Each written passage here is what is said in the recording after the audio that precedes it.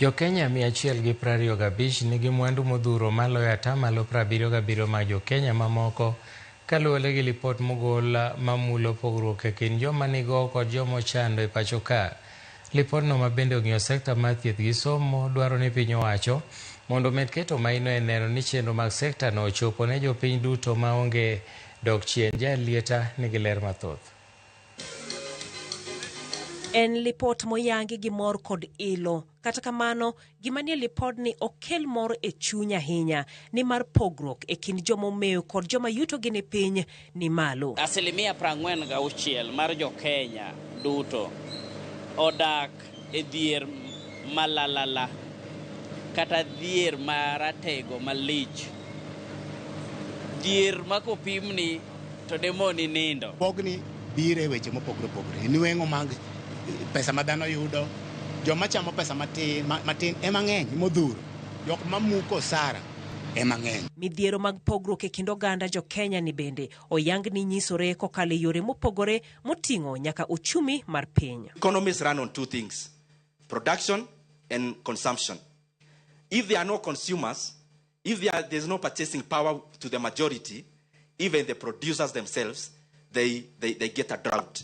So it is important for us to constantly champion for equality, and that is why I commend Oxfam for this event. Piny owacho kuom mano idwaro mondo olok yore mag timo gik moko mamedo mayo jopiny kwe kendo teko mar ofuko margi. Jo Kenya mayuto gi nok ing'ado osuru ahinya molo jodongo gi.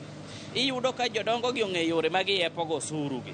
Koro tax burden odhi ne joma yuto gi ni piny. Okumba mar konyo jok moti kata jok ma ni piny, lwetgi ni piny. Iyudo ka pesa mane miyo gi 2,000 higni mokalo nyaka ne chenro mar okumba ni chaki higa mar 2015 nyaka sani pod en mana di 2,000 e dwe. To ngima ma pek mar ngima osedhi malo gi e kinde ni eri. Pesa no krom pod ok kony jomotiko to jogo gin jok kata jok mani nweng'o gi ni piny. To gin jok ma sani dwaro mondo tima giyude konyruok. Kopogore gi weche uchumi, chenro mag somo kod thieth bende oyang ni nyaka losi mondo gikony jopiny. We have a school feeding program here in Nairobi. It gobbles up almost 1 billion shillings of what Nairobi gets in terms of its equitable share. But because it is only implemented in the primary schools that are registered, it means we are only using that money to feed 30% of the school-going kids.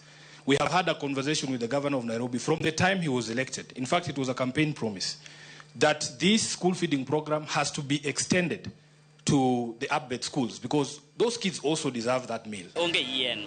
To kata mondo mi thiedhi yori dhi ng'iew syringe, magi gik makoro governors wa ka winjo adieri repodegi. Onego bed ni Kenya ok onego bed ni gike level no nikech wasedhi above other countries. Kumae kwayo gol ne jo od bura mondo ne ni oloso chike kata neno chike mantiere mamulo pok mag oganda okete tim kendo otiyo makare. Pod en lipot ma onego dhi onyisi kata dhi okony jo od bura mondo chake chenro maber ma sirkal nyalo luwo manyalo keto sirkal tesre mondo jo Kenya timang'o oyude nafu jo Kenya bende oyude ber. Act have brought an amendment to the Central Bank Act that will make cash payment mandatory option at any point of sale across the board. I've also introduced a bill in Parliament which I think has been sent to the government printer to institutionalize what I call nationhood science so that we teach these values from kindergarten all the way to university.